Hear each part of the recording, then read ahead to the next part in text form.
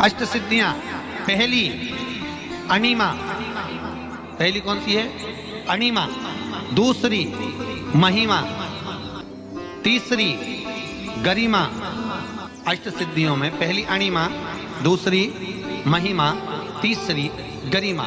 ये हनुमान जी महाराज की जो अष्ट सिद्धियां हैं, इन सिद्धियों के लिए आपको ज्ञात होना चाहिए, हनुमान जी महाराज के जब घर में तुम रोज हनुमान चालीसा का पाठ करती हो, आज एक दिन हो गया, कल दूसरा दिन हो गया, तीसरा दिन हो गया, कैलेंडर में जो पंचांगो कैलेंडर हो, उस कैलेंडर में एक निशान बनाकर रखो कि आपके 108 जब पाठ पूरे हो जाएं, तब 108 बाती आप हनुमान जी महाराज की इन अष्ट सिद्धियों के नाम से लगा दी। जिंदगी में आपका कभी बाल बांका नहीं हो सकता और आपकी उन्नति को कोई रोक नहीं सकता, यह पक्का है। अष्ट सिद्धियां, नवनिधियां 108 जब हनुमान चालीसा के पाठ हो जाए। और कभी कभी व्यक्ति के जीवन में ऐसा भी होता है कि भाई उसको बहुत तकलीफ आ जाती है कि मेरी दुकान नहीं चल रही, व्यापार नहीं चल रहा, मेरे साथ अच्छा नहीं हो रहा, मेरे को तकलीफ आ गई, शनि बढ़ गया, ये हो गया, ढैया हो गया, 7.5 हो गया, बड़ा तकलीफ, कहीं गिर रहा, कहीं पड़ रहा, तो उस व्यक्ति को 108 पाठ एक साथ कर लेना चाहिए। आज बैठा सुबह से शाम तक 108 पाठ करके और फिर ये अष्ट सिद्धियों की बाती लगा दे। अष्ट सिद्धियों की जो बाती लगती है, ये ग्रत अष्ट, तो ये बाती, तो पहली अणिमा सिद्धि, दूसरी महिमा, तीसरी गरिमा, चौथी लघिमा, चौथी लघिमा, पांचवी प्राप्ति, छठी प्राकंभ, सातवीं है ईर्षत्व और आठवीं है वशिष्ठ। ये हनुमान जी महाराज की 8 सिद्धियां और 9 अष्ट सिद्धि नवनिधि के दाता, असबर दीन जानकी माता, राम रसायन तुमरे पासा सदा रहो रघुपति के। आज तुम लोगों ने पुण्य करा होगा, शनिवार के दिन, पूर्णिमा के दिन तुम्हें अष्ट सिद्धि नवनिधि मिल गई। आज किस्मत वाले हो गया। पूरी हनुमान चालीसा की एक एक चौपाई में एक एक चीज से एक एक बीमारी का इलाज है, एक एक बीमारी का महाराज हनुमान चालीसा की एक एक चौपाई से एक एक। पूर्णिमा का व्रत करने का कारण क्या है बताइए? आप इतने सालों से कर रही हो, कई माताएं कर रही होंगी पूर्णिमा का व्रत। एक समय फलाहार करती हैं, एक समय भोजन करती हैं। भोजन में खीर का होना जरूरी होता है पूर्णिमा के व्रत में, दूध की सामग्री होना जरूरी होती है पूर्णिमा के व्रत में। 12 महीने की पूर्णिमा करो, मना नहीं है। और पूर्णिमा उठाने का भी समय होता है। चैत्र के महीने की जो पूर्णिमा होती है, चैत्री पूर्णिमा पहली पूर्णिमा मानी जाती है, इसलिए चैत्री पूर्णिमा को सिद्ध पूर्णिमा कहते, कार्य सिद्धात्री पूर्णिमा कहते, सिद्ध करने वाली। मनोरथी पूर्णिमा कहते हैं।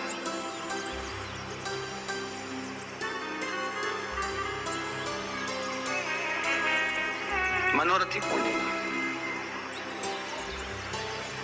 इसलिए पूर्णिमा का व्रत कहां से उठाया जाता है? चैत्र के महीने की पूर्णिमा से पूर्णिमा का व्रत उठाया जाता है कि मैं महीने की पूर्णिमा करूंगी तो चैत्र पूर्णिमा से उसको उठा दिया जाता है। और उसका एक नियम रहता है, आप फलाहार करें अपनी जगह पर एक समय भोजन कर रहे हैं अपनी जगह, पर भोजन के साथ में मीठे के साथ थोड़ा दूध की सामग्री होना जरूरी होती है। और क्यों करते हैं पूर्णिमा का व्रत? किस लिए किया जाता है, क्यों करा जाता है? उसका व्याख्यान वर्णन शिव महापुराण के अंतर्गत स्कंद पुराण में लिखा गया। स्कंद पुराण में वर्णन किया है श्री वेदव्यास जी महाराज ने। कहा ये पूर्णिमा का व्रत इसलिए किया जाता है कि व्यक्ति का जब मन गलत क्रम में जाने लगता है, मन जब गलत जगह पर जाने लगता है, तो ये मन को गलत जगह पर ले जाने वाला कौन होता है? तो कहा ये चंद्र होता है। व्यक्ति की राशि के अंतर्गत, व्यक्ति की पत्रिका के अंतर्गत, व्यक्ति की ग्रह दशा के अंतर्गत जब चंद्र बेकार चलता है तो व्यक्ति अच्छा करते करते भी बेकार करने लग जाता है। चंद्र डोल रहा है। कई माताएं कहती हैं गुरुजी हमारे बेटे को आशीर्वाद दीजिए, बहुत गलत संगत में जा रहा है, मतलब समझ जाना कि चंद्र गड़बड़ जा रहा है। बेटी अगर गलत मार्ग पर जा रही है, बेटी अगर गलत संगत में जा रही है, किसी अन्य व्यक्ति को आकर्षित हो, चंद्र गड़बड़ हो रहा है, उसका चंद्र कहीं जा रहा है। कोई पुरुष, कोई लड़का, कोई गलत मार्ग पर जा रहा है, चंद्र गड़बड़ हो रहा है।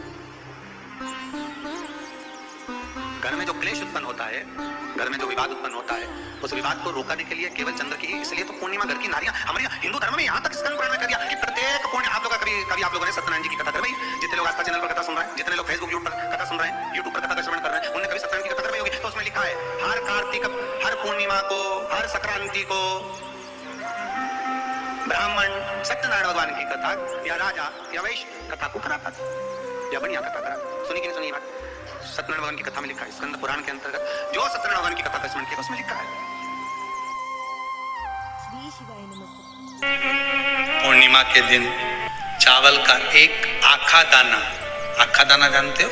पूरा खंडित चावल नहीं। कितना चावल? एक दाना चावल का शंकर भगवान के शिवलिंग पर समर्पित करिए।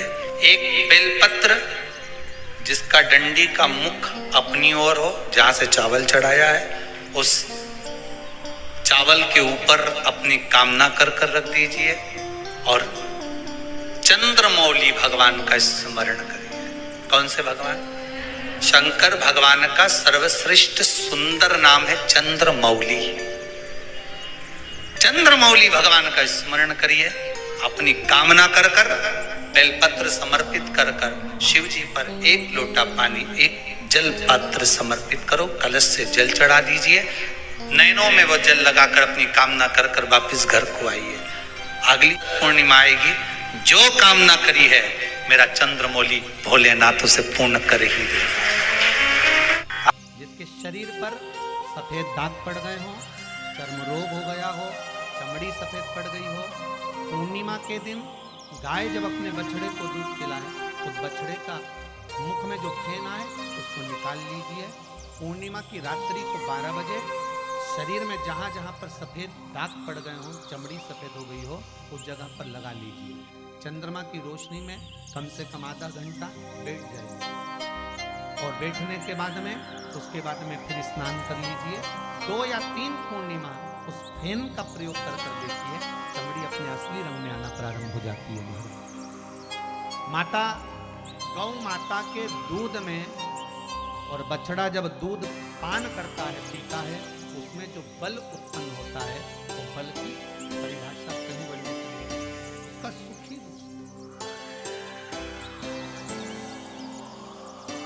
आप उसको अपने जीवन में उतार सकते हैं। स्कंद पुराण कहती है जिस व्यक्ति पर कर्जा बहुत ज्यादा मात्रा में हो जाता है और कर्जा चूकता नहीं है, आप बहुत प्रयास कर लिए, करोड़ों रुपए का कर्जा हो गया, यहाँ से लिया वहाँ दिया, वहाँ से उठाया वहाँ दिया, वहाँ से उठाया वहाँ दिया, तो निवेदन है कभी मौका लगे कर्जा मुक्ति के लिए सारे वृक्षों में अगर कोई श्रेष्ठ वृक्ष माना गया है तो वो बट का वृक्ष माना गया महाराज। इसलिए प्रशासनिक कार्य के लिए, मानसिक टेंशन में, परेशानियों में बटकेश्वर महादेव का स्मरण किया जाए। और यदि निवेदन करूंगा बहुत ज्यादा, यदि आपको कर्जा हो गया, बहुत ज्यादा कर्जा हो गया और वो कर्जा चूक ही नहीं रहा, तो थोड़े दिन बड़ के पेड़ के नीचे आप बटकेश्वर महादेव के लिए 1 लोटा पानी, उसमें थोड़ा सा पिसा हुआ चावल पीस के गला लेना चावल को और पीस लेना, पीस के उस पानी में मिला लेना और मिलाकर उसमें थोड़ी सी हल्दी पिसी हुई डालकर बटकेश्वर महादेव के नाम से बड़ के पेड़ के नीचे अपनी कामना कर जो कर्जा हुआ है उस कर्जे का भान देते हुए, स्मरण देते हुए छोड़ दीजिए। महाराज 2 या 3 सोमवार एक ही जगह पर करना, 3 सोमवार बाद वहीं से बड़ के पेड़ की थोड़ी सी जड़ उठा लाना और उस जड़ को एक कोई धागे में बांधकर या तो अपनी गले में डाल लो या अपनी जेब में पटक लो, उसको थोड़े दिन पटक कर रखना, लगभग 2 से 3 महीना पटक कर रखो। वो जड़ जैसे बड़ का पेड़ विस्तार होता है, पानी गिरे ना गिरे, जल वृष्टि हो ना हो, गर्मी पड़े ना पड़े, उसको कोई फर्क नहीं पड़ता, बड़ का वृक्ष आप रूप फैलता जाता, उसकी जड़ें अपने आप प्रबल होती है।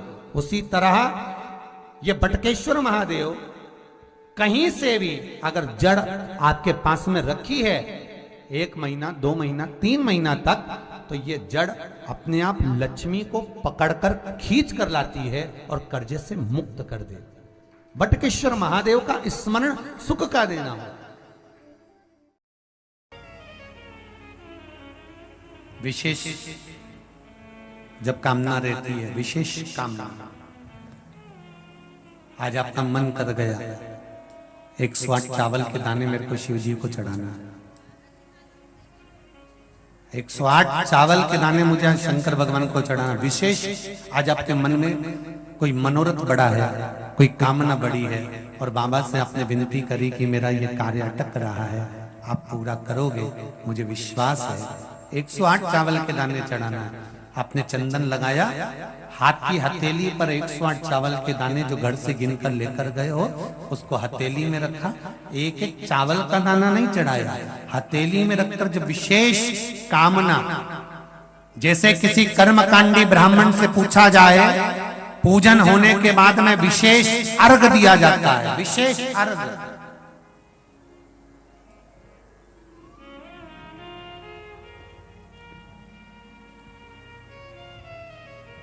उसी तरह विशेष कामना के लिए वटकेश्वर महादेव, फिर से बोलो वटकेश्वर महादेव। एक बात याद रखना, अगर हमारे व्यापार नहीं चल रहा हो, दुकान धंधा पानी नहीं चल रहा हो, दुकान पर 24 घंटे बैठो तो व्यापार नहीं होता, घर में लक्ष्मी नहीं टिक रही हो, पैसा नहीं आ रहा हो, तो बड़ के पेड़ के नीचे, पीपल के पत्ते के ऊपर, बड़ के पेड़ के नीचे की मिट्टी को गीला कर कर पीपल के पान पर, पीपल के पत्ते पर एक शंकर जी के शिवलिंग का निर्माण करो।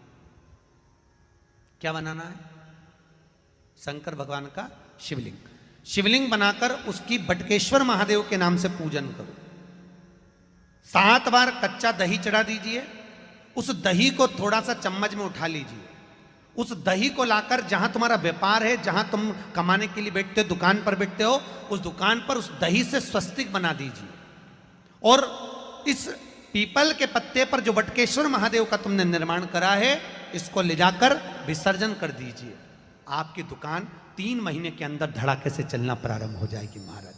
लक्ष्मी की कभी कमी नहीं आएगी। पूर्णिमा के नारियों को, स्त्रियों को अखंड सौभाग्य के लिए, जो नारी वैधव्य नहीं होना चाहती है, उस नारी को पूर्णिमा के कितने व्रत करना चाहिए? जिस नारी के यहाँ संतान नहीं हो, औलाद नहीं हो, उसको पूर्णिमा के कितने व्रत करना चाहिए? जिस नारी का पुत्र, पति बहुत बीमारी से ग्रसित हो, लग रहा हो कि ये मेरा बेटा बहुत बड़ी बीमारी में घिरा हुआ है, तो नारी को कितने व्रत करना चाहिए? स्वयं भगवान कृष्ण ने माता यशोदा को द्वापर में भी बताया है कि पूर्णिमा के 32 व्रत होते हैं। कितने व्रत होते हैं? 32।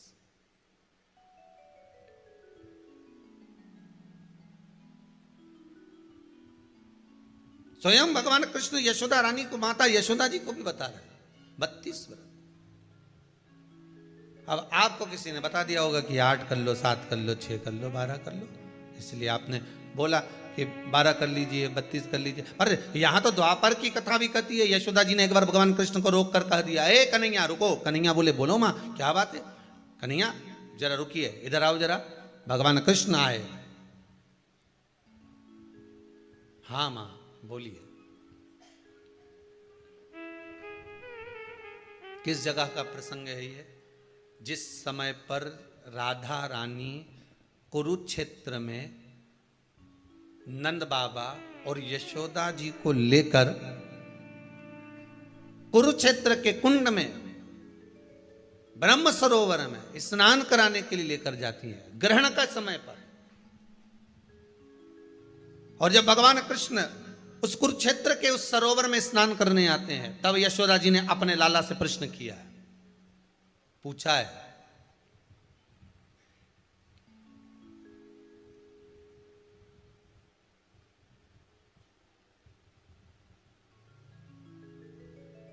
कि नारी वैधव्य होकर ना मरे।